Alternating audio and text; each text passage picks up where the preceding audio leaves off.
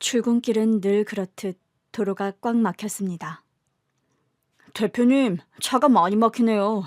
혹시 빨리 가셔야 하는 거면. 됐어. 괜히 신호 어기면서 끼어들고 그러지 마. 네가 지난번에 폭주 운전을 했을 때 내가 얼마나 황당하고 난감했는 줄 알아? 제가 대표님을 잘 모시고 싶어서 그랬습니다. 죄송합니다. 말이 나와서 하는 말인데 그것만 문제가 있는 게 아닌 거 알지? 경찰서에서 연락이 와서 내가 얼마나 놀란 줄 알아?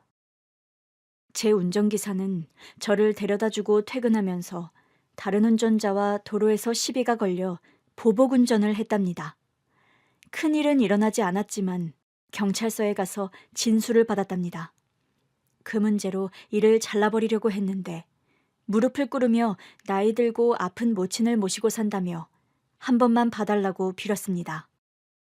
그때 일은 정말 면목이 없습니다. 그런데 슈퍼카 탄 놈이 저한테 가운데 손가락을 내밀었다니까요. 야 임마, 세상 사람들이 다 정상적인 사고로 살아간다고 생각해? 별나고 위험한 사람이 태반이라고. 하지만 그런 사람을 뒤쫓아서 보복운전을 한 당신이 가장 최악이야. 네, 맞습니다 대표님. 시정하고 반성하겠습니다. 저에게 다시 기회를 주셨으니 다시는 그런 일 없도록 하겠습니다. 그래, 제발 그래라. 병원에 계신 어머님 생각하면서 조심히 운전하라고, 이 얼간이야. 막히는 도로를 겨우 벗어나 회사 근처를 천천히 달리고 있었어요. 그런데 갓길에 지나가는 리어카가 제 차와 살짝 부딪혔습니다. 대표님, 괜찮으세요? 야, 이 자식아. 운전 좀 조심히 하라고 했잖아. 리어카가 지나가는 걸 못 봤냐? 제가 사고 낸 게 아니라 리어카가 갑자기 들이댔다고요. 보아하니 폐지 줍는 노인네들 같은데 일부러 접촉사고 내고 공갈로 돈 뜯어내려는 것 같습니다. 대표님, 다치신 데 없으시죠?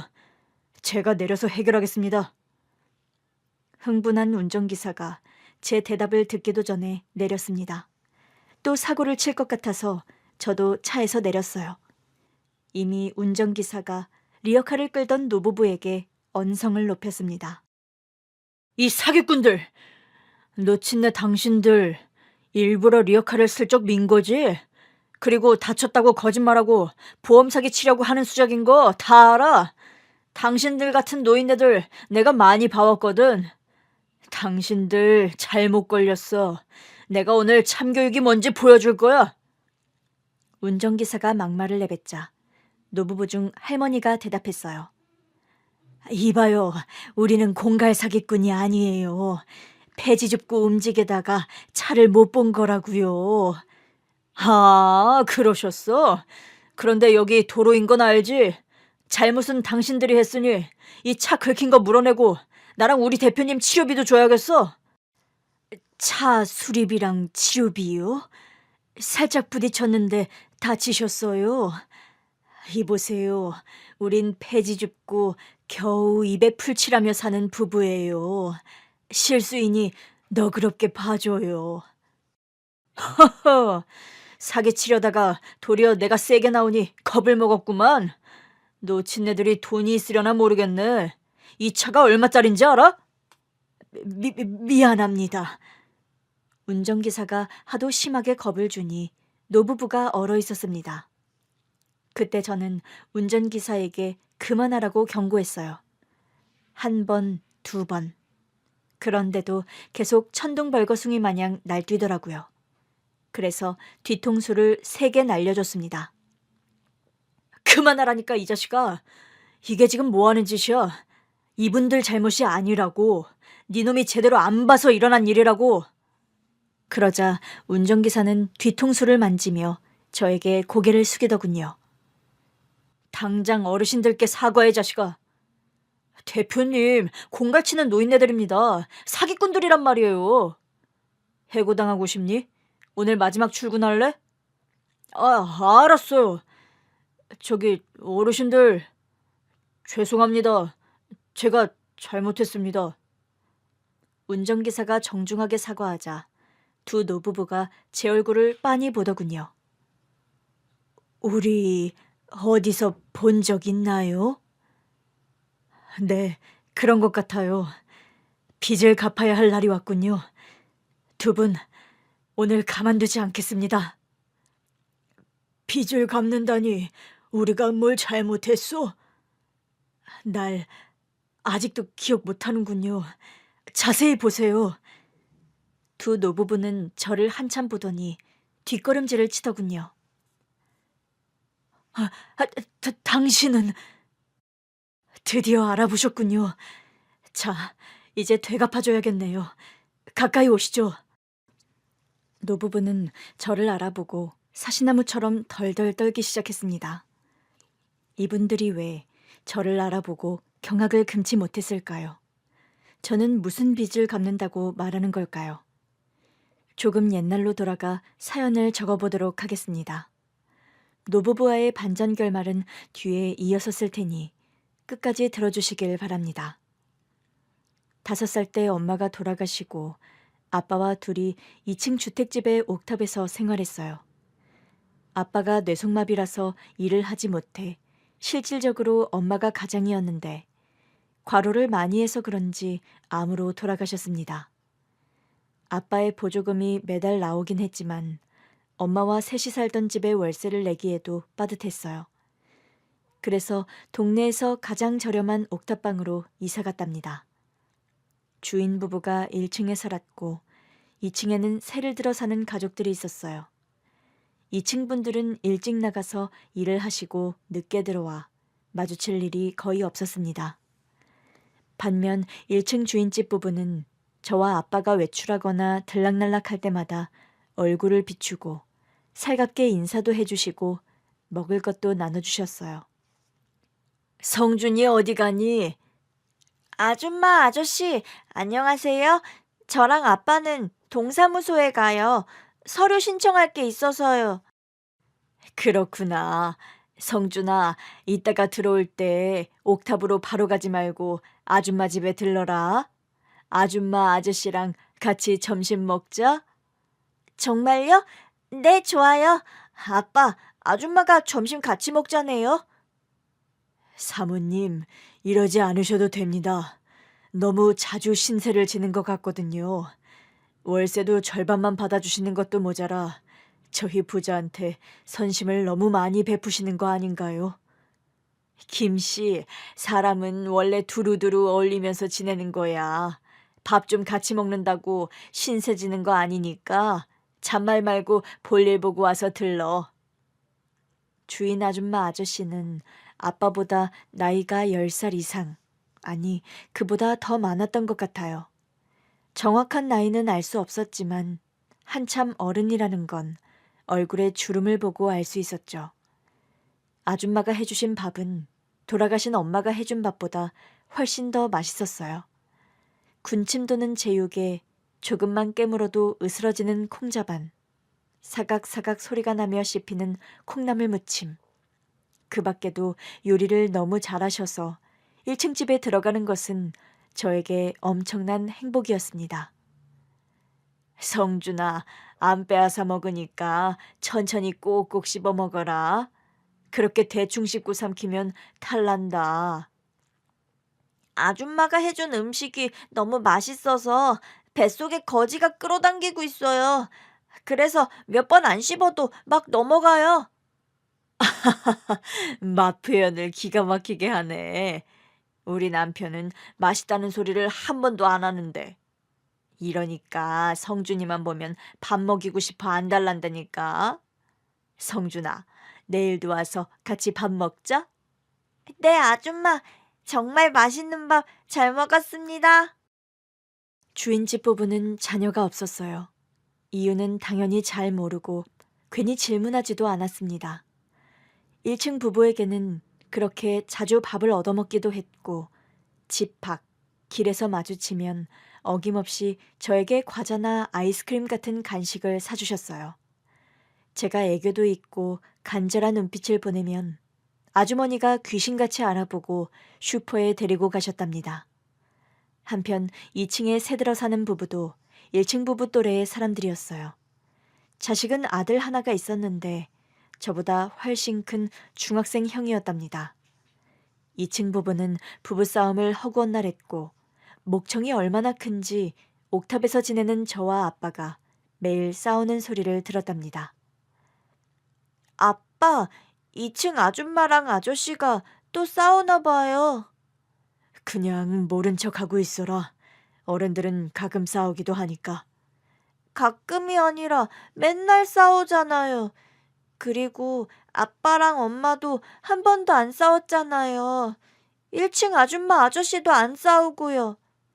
싸우는 부부도 있고 그러지 않는 부부도 있는 거야. 성준아, 괜히 2층 사람들과 마주치면 인사만 하고 다른 건 묻지 마라. 알겠지? 나도 그 정도 눈치는 있어요. 왜 싸웠냐고 묻지도 않을 거고 시끄럽다는 소리도 안 할 거예요. 2층 식구들과는 어색하게 인사만 하고 지나치는데 2층 부부는 저희 부자의 인사를 무시하며 지나갔습니다. 그리고 중학생 형은 저만 보면 꼬맹이라고 하면서 이상한 말을 했습니다. 야, 꼬맹이, 너 이리 와봐. 왜, 형? 야, 너네 아빠 걷는 게 왜 그 모양이냐? 우리 아빠는 태어날 때부터 뇌성마비였대. 불쌍하네. 야, 꼬맹이, 너 형이랑 재밌는 거 안 할래? 재밌는 거 뭐? 딱지치기? 구슬치기? 유치하긴. 그것보다 더 재밌는 일이야. 1층 주인집에 몰래 들어가서 구슬 같은 보석이 박힌 목걸이를 가지고 나오는 게임이야. 아, 그건 나쁜 짓이잖아. 남의 물건을 훔치는 거잖아. 야, 그건 훔치는 게 아니라 설이라고 하는 거야. 옛날부터 가까운 이웃의 물건을 쓱 가져오는 놀이란 말이야. 이거 아주 재밌는 게임이니까 형이랑 해보자. 내가 망 보고 있을 테니까 네가 들어가서 구슬 박힌 목걸이를 가지고 와. 2층 집 형이 저에게 도둑질을 시키자 두 다리가 떨렸어요. 싫다고 거절하고 옥탑으로 올라가려는데 형이 저를 잡고 놔주지 않더라고요. 야, 꼬맹이, 너희 아빠 한쪽 다리는 멀쩡하지? 이 형이 다른 다리를 분질러 버리면 어떻게 될까? 네 아빠는 걷지도 못하는 사람이 될 거야. 꼬맹아, 이 형은 마음먹은 일은 다 하거든. 너 아빠가 이 계단을 아예 내려오지 못하는 사람으로 지내면 좋겠어? 형, 그러지 마. 우리 아빠 괴롭히지 마. 쉿, 꼬맹아. 그러니까 나랑 같이 게임을 하자고. 구슬 박힌 목걸이.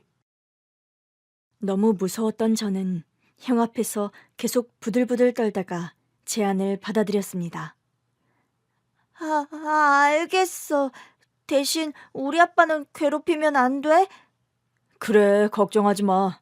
목걸이만 가지고 나오면 형이 쇠구슬 20개는 사줄게. 제 귀에는 유혹적인 말이 좋게 들리지 않았습니다. 당연히 나쁜 짓인 걸 인지하고 있었고 잘못된 사고라는 것도 느낄 수 있었죠. 형이 무섭게 겁을 주는 바람에 1층 집에 들어갔습니다. 아저씨 아줌마는 외출을 하고 없었죠.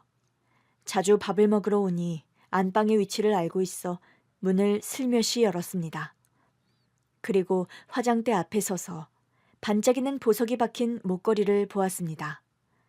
2층 집 형이 가지고 나오라는 것이 분명해 보였죠.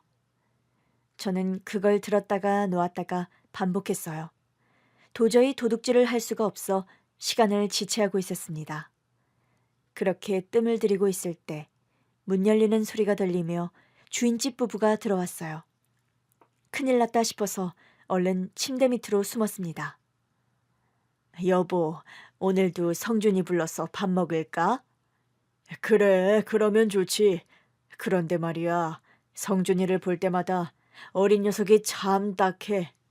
어미는 암으로 세상을 떠났고 아비는 몸이 불편한 사람이니 나중에 장래가 걱정이야. 그래도 뭐가 돼도 될 놈이야. 힘들게 성장하겠지만 나중에 큰 사람이 되고도 남을 녀석이라고. 우리가 걱정할 건 성준이가 배를 골지 않게 해주는 거야. 그런데 당신 성준이가 가여워서 자주 부르는 거 아니지? 자식을 낳지 못하니까 대리만족하려는 거지? 대리만족이라니? 사랑스러운 아이니까 잘해주고 싶은 것뿐이야. 대리만족이니 뭐니 그런 단어 쓰지 마. 그래, 알았어. 난 시비 걸려고 한 말은 아니야. 당신이 아들 삼고 싶어 하는 것 같아서 조금은 거리를 둘 필요가 있다는 걸 알려주고 싶었다고. 엄연히 아빠가 있는 아이니까 부모 이상으로 잘해주지는 말란 뜻이야. 그만 좀 해. 성준이한테 이웃이자 이모 같은 사람으로 남고 싶을 뿐이야.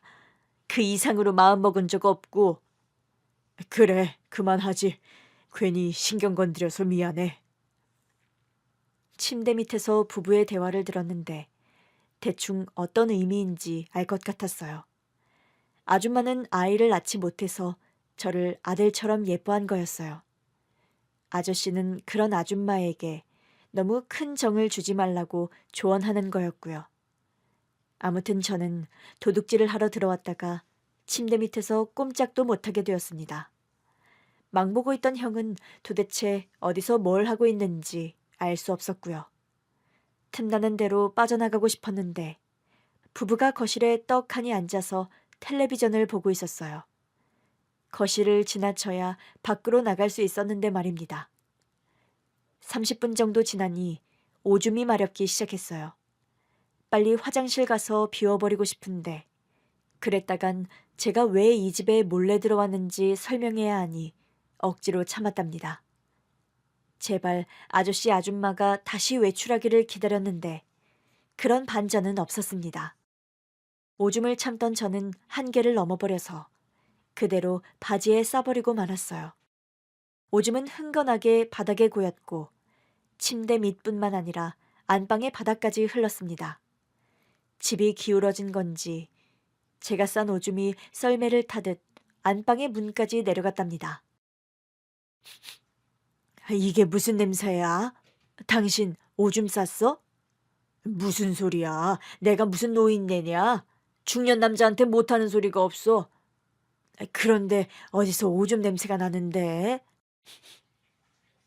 아줌마는 냄새를 따라 움직였고 안방까지 들어오셨습니다.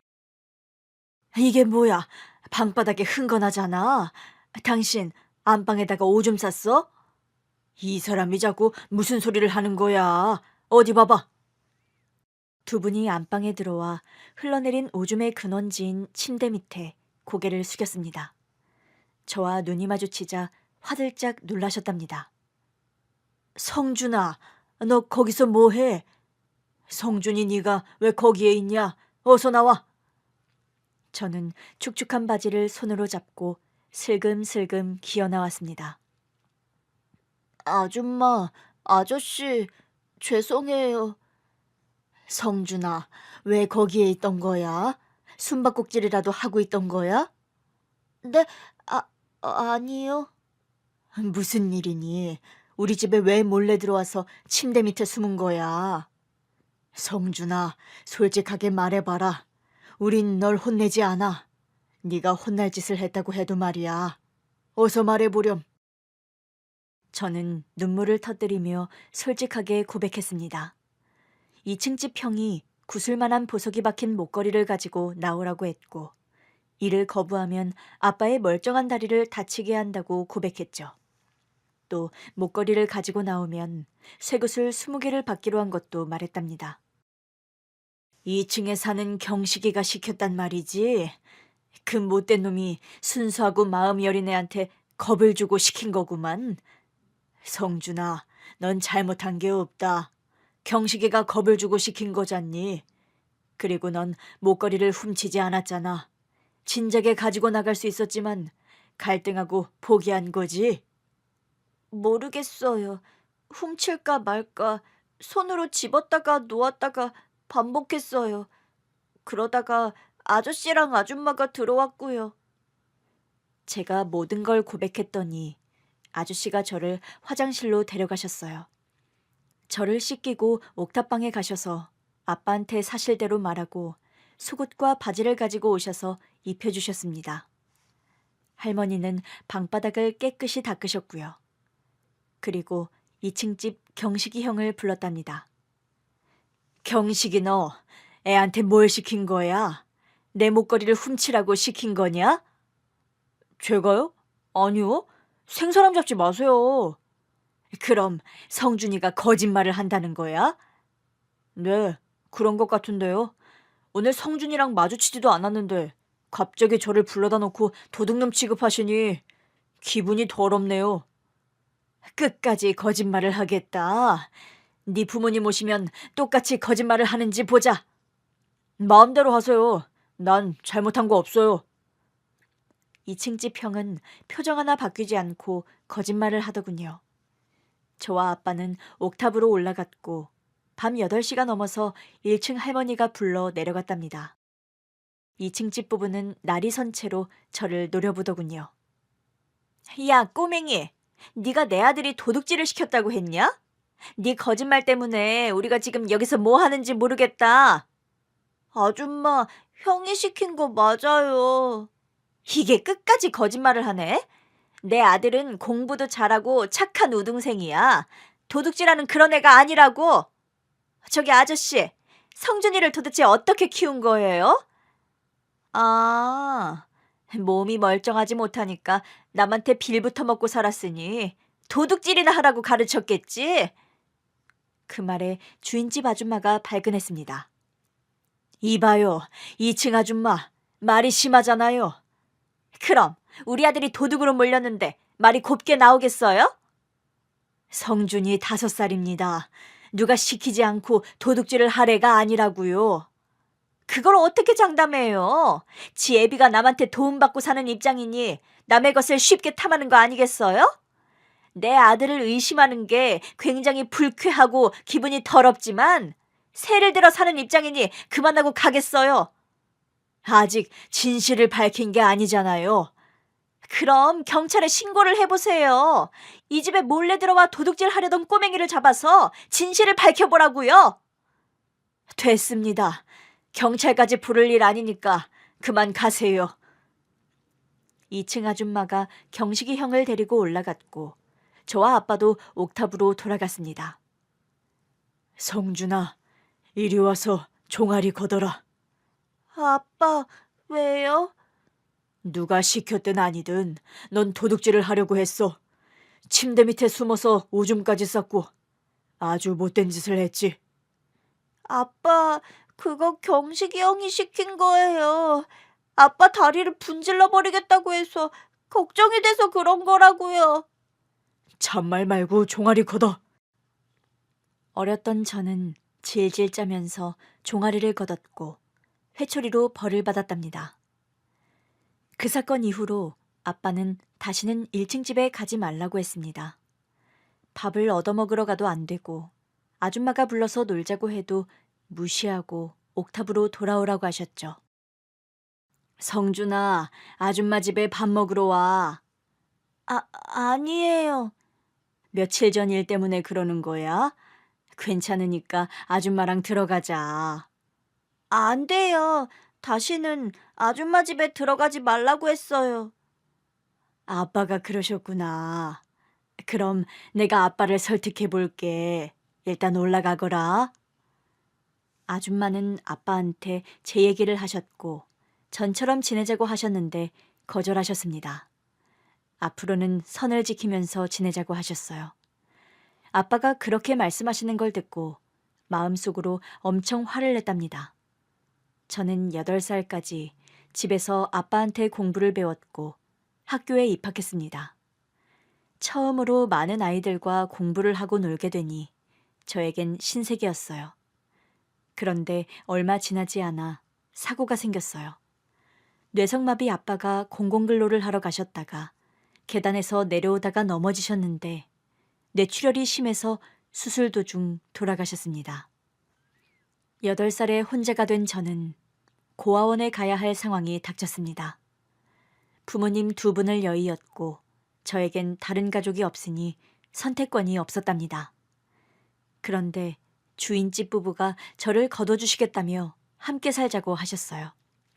정식으로 입양하는 건 아니었고 제가 성인이 되어 자립할 때까지 보호자가 되어주시겠다고 손을 내밀어 주셨답니다. 사막 위를 걷다가 오아시스를 만난 기분이었죠. 그렇게 고아원 대신 1층 집 부부와 함께 살게 되었어요.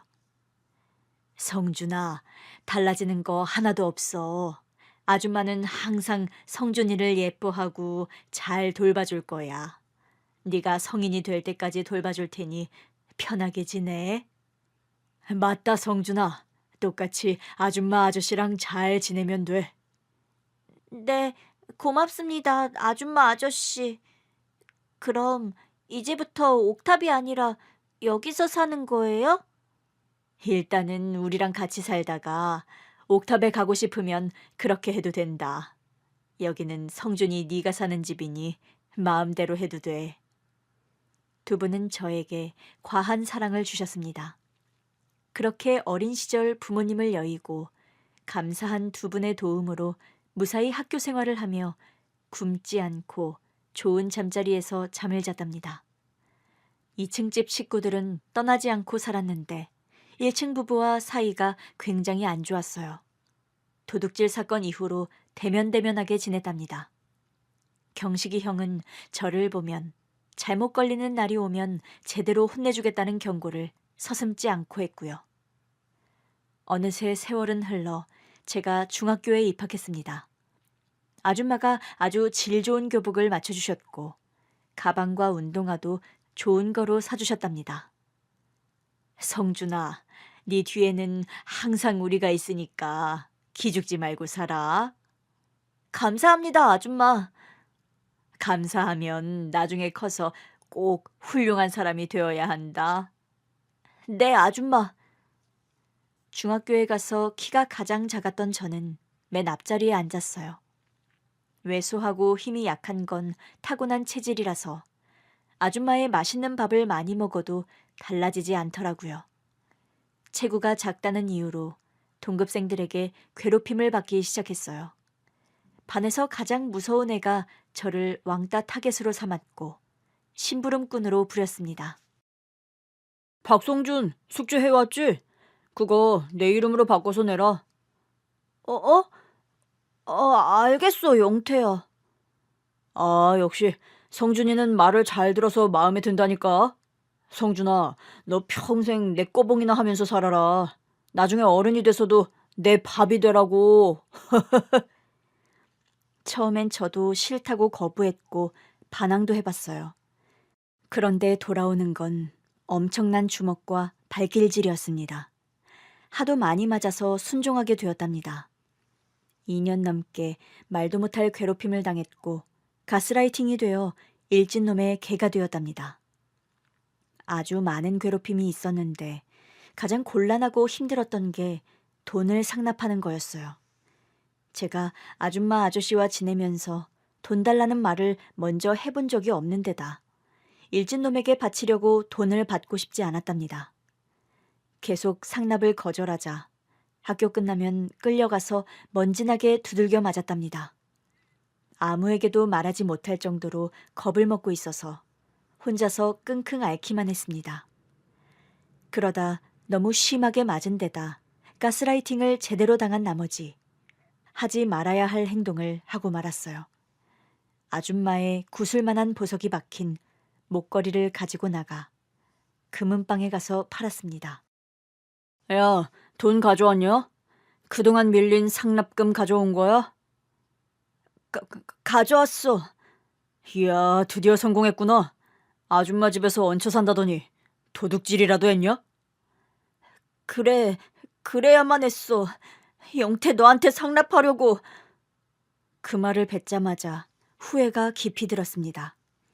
일진놈이 돈 달라고 손을 내밀자 가방에 챙겨온 것을 꺼내 일진놈의 머리통을 날려버렸어요. 플라스틱과 새로 만들어진 연필깎이였죠. 그놈에게 돈을 주고 싶지 않았고 복수해주고 끝내고 싶었답니다. 아! 꼬봉! 너 지금 뭐하는 짓이야? 이제 더는 안 해. 네가 날 괴롭히는 날은 이제 없어.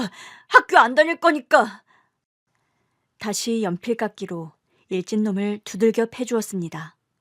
그동안 맞았던 걸 돌려주었죠.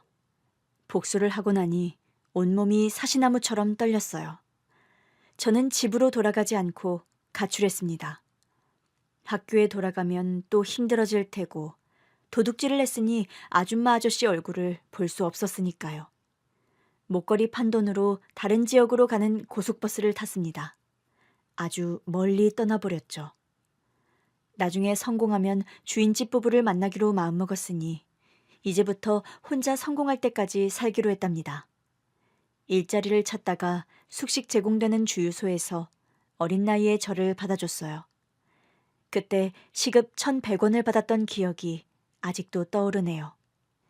부모 없이 고아원에서 탈출한 사람이라고 말하니 사장님이 딱하게 봐주시고 일을 선뜻 내어주셨답니다. 일하는 건 당연히 힘들었지만 학교에 나가서 괴롭힘 당하는 것에 비하면 훨씬 편안했습니다. 주유소에서 5년을 일하고 성인이 되자 바로 모은 돈을 가지고 떠났습니다. 혈혈단신의 삶을 선택한 저는 꼭 성공하려고 계획을 세웠습니다. 먼저 막노동을 시작했어요. 그 나이 때 괜찮은 일당을 받을 수 있는 것은 막노동이 최고였습니다. 검정고시를 모두 통과하고 수능을 2번 치르고 나서야 원하는 대학에 야간으로 들어갔답니다. 건축학과에서 배우는 건 피와 살이었어요. 하나하나 배울수록 성공의 길이 조금씩 넓어지는 기분이었습니다. 대학 졸업 후 건축기사 자격증과 여러 자격증을 취득하고 큰 회사에 들어갔답니다. 세월이 더 흘러서 나이 30 중반이 되었을 때 작은 사무실을 차려서 직원 몇 명 뽑아서 회사를 운영했어요. 성공할 거라는 자신감 하나만으로 시작했고 10년 만에 큰 회사로 거듭났답니다. 그 사이 결혼도 하고 딸도 낳아서 한 집안의 가장이기도 했어요. 아내는 제가 잠을 적게 자는 사람이라 직접 운전하고 다니는 게 걱정이라며 운전기사를 채용하라고 자주 충고했습니다. 그래서 인사직원에게 알아서 운전 경력 있는 사람으로 한 명 채용해달라고 했고 얼마 뒤 처음으로 운전기사와 조우했습니다. 대표님, 김영태라고 합니다. 앞으로 잘 부탁드립니다. 영태? 기가 막힌 일이네. 너 나 모르냐? 네?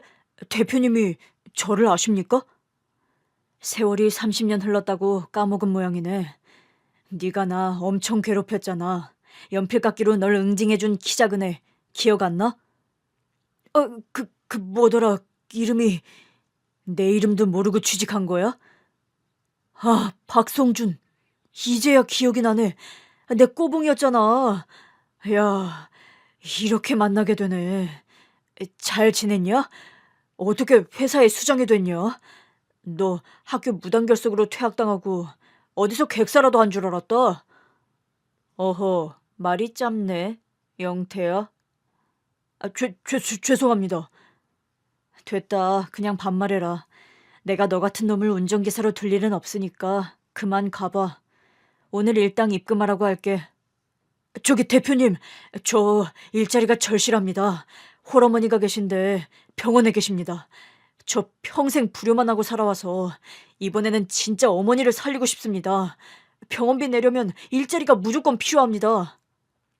널린 게 일자리야. 알아서 구해. 대표님 운전기사로 일하는 것만큼 많이 받는 데가 없어요. 저 고졸의 꼴통에다 도박해서 집안 살림을 거덜낸 불효막심한 놈이라고요. 대표님, 예전 일은 제가 사과드리겠습니다. 자, 무릎 꿇었습니다. 대표님, 옛날 일은 정말 죄송합니다. 화가 풀릴 때까지 저를 때리시고 일을 시켜주십시오. 인사 담당자가 왜 뽑았는지 알겠네. 엄청 간절하구만. 영태야, 그럼 평생 내 꼬봉으로 살아볼래? 네, 꼬봉으로 살 테니 자르지 말고 옆에 두고 실컷 부려먹으세요. 어머니를 꼭 살려야만 하니까 못할 게 없습니다. 이거 재밌네. 내가 너 때문에 학교도 집도 버리고 가출해서 홀로 살아왔는데 여기서 널 만나다니. 아무튼 내가 성공한 원인이 영태, 네가 제일 크다. 원수를 이런 식으로 만나다니 정말 통쾌했습니다. 저를 공포에 떨게 한 존재가 제 앞에 무릎을 꿇고 일꾼으로 삼아달라고 사정하고 있네요. 제가 못다한 복수를 하려고 운전기사로 채용했습니다. 영태에게 괜히 신경질도 내고 욕도 하면서 부려먹었는데 항상 복종하더군요. 그런 영태를 비웃어주며 과거의 아픔을 조금씩 치유했답니다. 영태야, 오늘은 갈 데가 있다. 우리가 다니던 중학교 근처로 가자. 네, 대표님. 안전하게 모시겠습니다. 너무 늦었지만 주인집 부부를 만나 감사 인사도 하고 왕래하면서 지내야겠다는 생각이 들었어요. 매년 찾아가야지 했는데 40 중반이 되어서야 찾아가게 되었답니다. 계속 거주하던 곳에 사셨으면 좋겠는데 하는 생각을 하며 옛 추억에 잠긴 채로 향했습니다. 제가 살던 주택집은 엄청 큰 줄 알았는데 세월이 흐르고 와봤더니 아주 작더라고요. 긴장한 채 초인종을 누르자 젊은 사람이 나왔어요. 이사 온 지 한참 되었고 아줌마 아저씨를 전혀 모른다고 했죠. 대표님, 여기서 살았군요. 같이 지내던 분들을 찾고 싶은 거죠? 그런 거라면 저한테 맡겨주세요. 제 친구놈이 탐정입니다, 탐정. 불륜 잡고 실종자 찾는데 선수입니다. 제가 말해서 한번 찾아볼까요? 그래? 그럼 탐정을 소개해줘봐. 돈은 얼마든지 줄 테니 어른들을 꼭 좀 찾았으면 좋겠어. 그래서 영태의 친구인 탐정을 만나게 되었고 주인집 두 분을 찾아달라고 했어요. 제가 기억하는 건 아주머니의 성함뿐이어서 시간이 조금 걸릴 것 같다고 하더군요. 그래도 무조건 찾겠다고 하니 돈을 지불하고 기다렸습니다. 아직도 못 찾은 건가? 영태, 자네 친구 돈만 받고 일 안 하는 거 아니야? 아닙니다. 걔가 형사 출신이어서 신뢰는 확실합니다. 이름 석자만으로 사람을 찾는 거라 시간이 조금 걸리는 것뿐입니다. 그렇단 말이지. 빨리 좀 찾았으면 좋겠는데.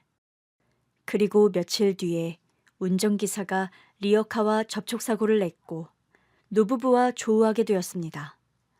이제부터 이어지는 결말을 써볼 테니 마저 들어주시기를 바랍니다. 날 기억 못해요? 누구시더라?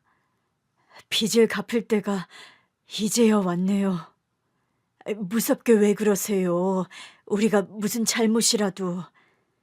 할머니 할아버지와 눈을 오랫동안 마주치자 그제야 저를 알아보더군요. 할머니가 저에게 다가와 안아주셨습니다. 아유, 너 성준이 맞지? 아줌마, 아저씨, 저 맞아요. 못돼 먹은 성준이가 저예요. 이게 얼마만이야? 꼬박 30년 만이지. 도대체 어떻게 살아온 거야? 세상에나, 우리 집 옥탑에 살던 성준이란 말이지.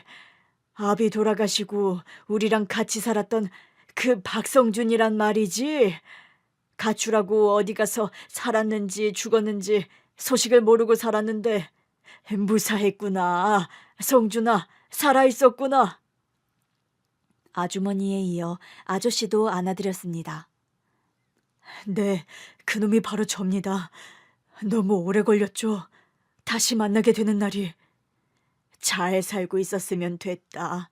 네가 우리랑 사는 게 부담스럽고 불편해서 떠난 것이니 어쩌겠냐. 두 분은 제가 가출한 이유를 모르고 있었습니다. 그도 그럴 것이 한 번도 괴롭힘 당하고 지낸 걸 말한 적이 없으니까요.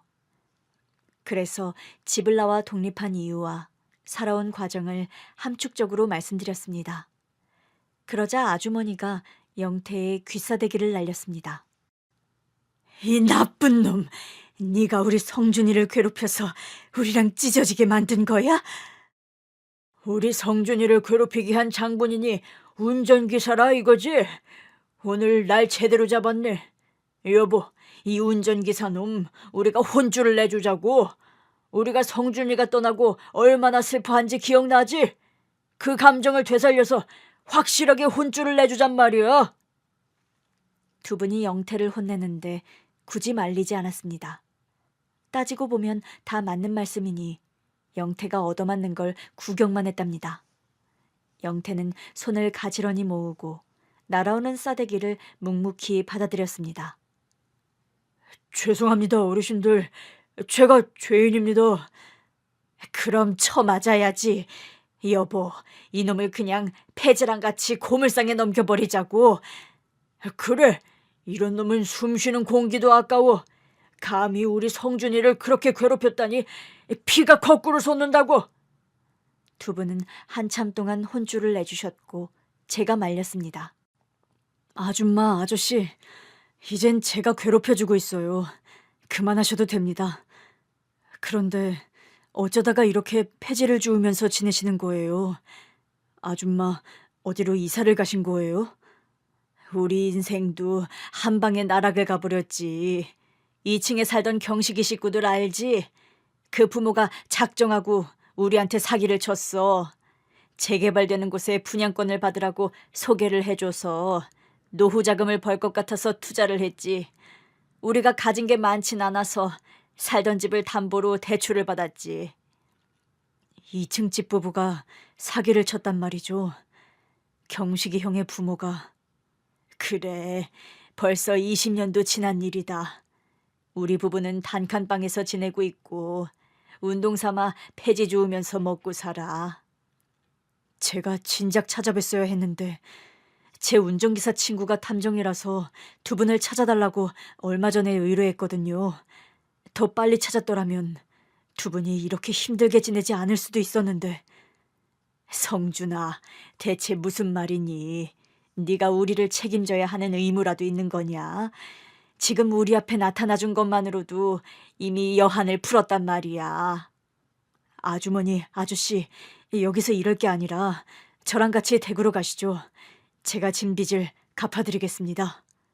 네가 빚진 게 뭐가 있다고 그러냐? 우린 괜찮아. 저 아주머니가 해주신 밥을 먹고 싶어요. 그런 거라면 얼마든지 해줄 수 있지. 그래, 우리 집에 가자. 가서 밥도 먹고 그동안 어떻게 살았는지 얘기도 들어보자.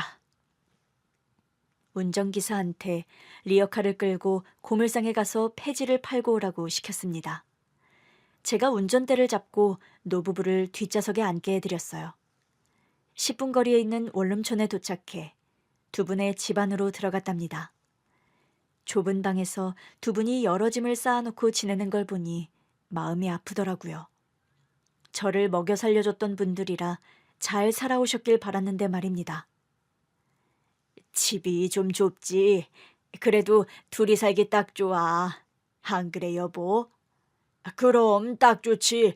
게다가 원룸촌에 젊은 사람들이 많아서 우리도 똑같이 젊어진 기분이라니까. 두 분은 여전히 긍정적이시더라고요. 아, 내 정신 좀 봐.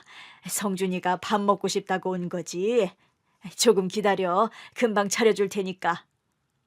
다 보이는 주방에서 요리하는 아주머니의 뒷모습을 보았더니 허리가 많이 굽은 데다 흰머리가 아주 많더라고요. 어릴 땐 영원히 젊을 줄 알았는데 나이 든 모습을 보니 가슴 한켠이 아려왔습니다. 곧 밥상을 차려주셨는데 옛날의 그 맛 그대로였습니다. 저는 엄지손가락을 축혀 세우며 맛있다고 연신 말하면서 따뜻한 밥을 2그릇이나 비웠습니다. 그리고 하고 싶은 말을 꺼냈습니다. 아주머니, 아저씨, 여기도 좋지만 제가 좋은 집을 마련해드리고 싶어요. 저 두 분 덕분에 성공했거든요. 성준이 네가 성공한 게 왜 우리 덕이야. 중학교 때 집 나가서 혼자 애쓰면서 살았으면서. 밑거름은 모두 아저씨 아주머니가 만들어주신 거예요. 그 관심과 애정 없었으면 아마 버티지 못하고 포기했을 겁니다. 저 돈 많이 벌었고 앞으로 많이 벌 거예요. 운전기사까지 있는 걸 보면 대충 짐작은 되시죠? 그러고 보니 그 썩을 놈은 왜 안 오는 거냐? 우리 폐지팔하다가 돈 가지고 도망간 거 아니야? 주소 찍어줬으니까 곧 올 거예요. 아무튼 제가 하자는 대로 따라주세요. 빚을 꼭 갚고 싶습니다. 아니, 사랑을 꼭 갚고 싶어요. 아주머니, 아저씨. 두 분은 밝은 미소를 지으시며 어깨를 으쓱하셨어요. 그 모습은 흡사 어린 시절의 저를 보는 것 같았습니다. 이윽고 영태가 패집한 돈을 들고 숨을 몰아쉬며 들어왔습니다. 대표님, 어르신들, 제가 왔습니다. 폐지팔고 왔습니다. 그거 드리고 들어와. 여기 밥상 보이지? 저도 배가 고팠는데 마침 잘 됐네요. 들어와서 설거지해. 나랑 어른들은 가볼 데가 있으니까. 네? 밥 주시는 거 아니었어요? 영태야, 너 자꾸 기어오를래? 운전기사한테 설거지를 시키고 이번에도 제가 운전대를 잡고 노부부를 모시고 저의 집 중 조용하고 살기 좋은 주택집으로 향했습니다. 아주머니, 아저씨, 저 집이 세 채 있는데 여기를 두 분이 써주시면 딱이겠네요. 우리더러 여기서 살라고? 네, 예전에 살던 집보다 좋으실 거예요. 아이고, 우리가 말년에 호강을 제대로 하네.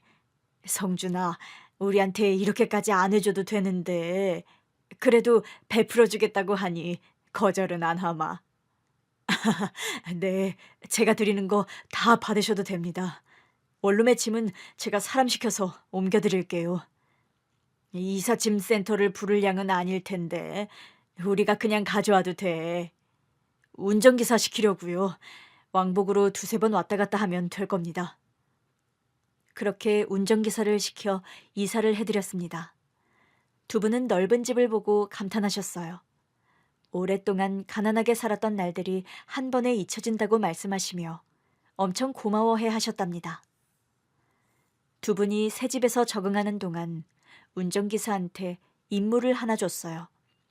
탐정 친구한테 말해서 노부부를 찾는다고 받은 돈으로 2층에서 살던 경식이 형네 식구들을 찾으라고 했답니다.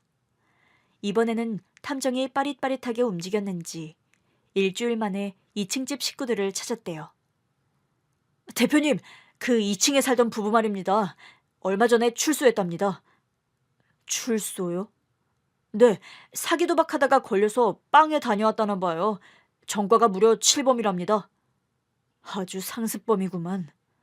그리고 경식이 형은? 얼마 전에 이혼당하고 배달로 생계를 유지하고 있답니다. 참, 셋 다 별 볼 일 없다 못해 밑바닥으로 떨어졌군. 그 세 사람한테 접근해서 어르신들 댁으로 데려와. 네, 대표님. 주인집 부부한테 사기친 것들을 그냥 봐주고 넘어갈 수 없어서 세 사람을 불렀답니다. 운전기사가 비싼 알바를 시켜준다고 꿰어서 데리고 왔더라고요. 집 좋네. 이런 데서 무슨 일을 시키려나? 아줌마, 오랜만이네요. 아저씨도, 경식이 형도. 우리 몰라보겠어요? 세 사람은 저희를 유심히 보더니 바로 눈을 내리깔더군요. 댁들이 사기친 주인집 부부를 알아보겠어요? 주인집 아주머니가 눈을 부릅뜨고 2층 아줌마 앞으로 다가섰습니다. 이것들이 이제야 눈앞에 왔네. 우리한테 사기치고 잘 먹고 잘 살았냐? 잘 살긴요. 우리 인생도 순탄치 않았다고요. 어이구, 남의 눈에 눈물 나게 했으니 고생 좀 했나 보네. 얼굴이 팍 가버렸구만. 그래도 니들이 한 짓은 용서받을 수 없어. 그래서 어쩌겠다고요. 공소시효도 지났는데. 법은 끝났어도 이 주먹은 아직 살아있어. 뭐 하려는 거예요? 여보, 경식아, 나가자. 가긴 어딜 가. 우리 속은 풀어주고 가야지. 아주머니는 사기꾼 여자의 머리채를 잡더니 넓은 집을 이리저리 빙빙 돌면서 따귀질을 하셨습니다. 그리고 운전기사한테 눈치를 줘서 2층 집 아저씨를 혼내주라고 했어요. 야, 영태야, 네가 잘하는 양아치 짓 좀 해야겠다. 혼 좀 내줘. 네? 네. 시키는 건 뭐든 하겠습니다, 대표님. 운전기사는 나이 든 남자를 어떻게 하지 못하고 쭈뼛대다가 2층 아저씨한테 주먹으로 한 대 맞고 나서 응징을 시작했습니다. 그리고 저와 경식이 형만 남았죠. 형, 기억나? 나한테 도둑질 시켰던 거? 몰라. 야, 너한테 맞으면 돈이라도 주는 거냐? 그럼 맞아줄게. 나 갈 때까지 간 놈이라 지금 일어나는 일이 별로 무섭지 않아. 돈 대신 일자리 줄게. 내 운전기사의 보조로 취직해. 월급 많이 주는 거야? 지금 일하는 배달 일보다는 많겠지. 어때? 해볼래? 네, 대표님. 해보겠습니다. 그래. 그럼 사기꾼 자식이자 날 도둑놈으로 만들려고 했던 너를 조금만 손봐줄게. 오늘이 니들 식구가 응징당하는 날이니 달게 받아. 어릴 적 그 못된 형은 어느새 이빨 빠진 호랑이가 되어 제 앞에서 설설 기며 때리는 매를 그대로 맞고만 있었습니다. 2층 부부는 한참을 얻어맞고 나서 노부부 앞에 무릎을 꿇었습니다. 니들 사기 도박하다가 감옥 다녀왔다며? 앞으로도 그렇게 살 거야? 아니요. 이제 손 씻었어요. 나이 먹고 또 감옥 가느니 차라리 굶어 돼지는 게 나으니까요. 그럼 일자리가 필요하겠네. 여기서 가정부로 일하고 네 남편은 우리 운전기사로 일하면 좋겠어. 성준이가 그러라고 했거든. 우리더러 두 분의 가정부, 운전기사로 일하라고요? 응. 월급은 우리한테 사기친 걸 일부씩 까면서 받을 거야. 불만이면 나가도 돼. 니들 나이 처먹고 전과자라 취업이 될지 모르겠네. 출소하고 여기저기서 떠돌면서 지내고 있어요. 일자리를 구하지 못했어요. 그래서 여기서 일하겠다는 거지? 허튼 짓 할 생각은 하지 마. 홈카메라를 설치해 놓았으니까 도둑질하고 튀는 건 못할 거야. 저희 손 씻었다니까요. 일 열심히 할 테니까 시켜주세요. 여보, 당신도 할 거지? 그럼 해야지. 우리가 찬밥 가릴 때가 아니잖아. 어르신들 앞으로 잘 모시겠습니다. 그래, 우리가 당한 거 배로 돌려주면서 부려먹어줄게. 그러고 보니 우리 한 집에 살던 식구들이 죄다 모였네. 파티라도 해야 하나? 할머니, 바로 잔치상을 차리라고 하시죠. 이제부터는 두 분이 여기서 왕이니 하고 싶은 대로 다 하시면서 지내세요. 그래, 그거 아주 마음에 드는구나. 성준이 덕분에 원수를 부려먹게 생겼어. 사기꾼들 뭐해? 당장 주방 가서 한상 가득 차리지 않고. 출소 후 빌빌거리던 2층 부부는 기회를 놓치지 않고 잡겠다고 바로 주방으로 들어가더군요. 이후 노부부는 2층 사기꾼 부부를 3년 정도 부려먹고 내쫓아버렸습니다. 살림을 열심히 해도 나아지는 게 없다며 마음에 들어 하지 않으셨거든요.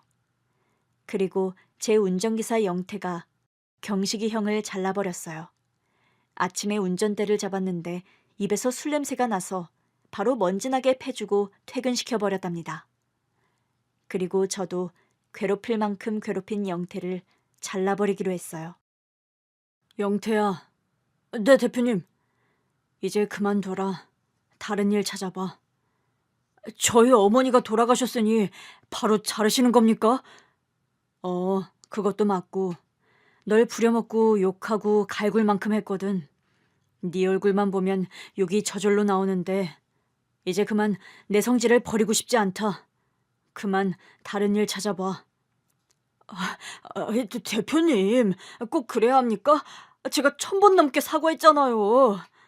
10,000번을 해도 안 돼. 네가 내 인생을 망친 주범이었으니까. 이제 그만하자. 내일부터 출근하지 마라. 그렇게 마지막 악연을 잘라버렸습니다. 저와 아내, 딸애는 자주 노부부 집으로 놀러가곤 한답니다.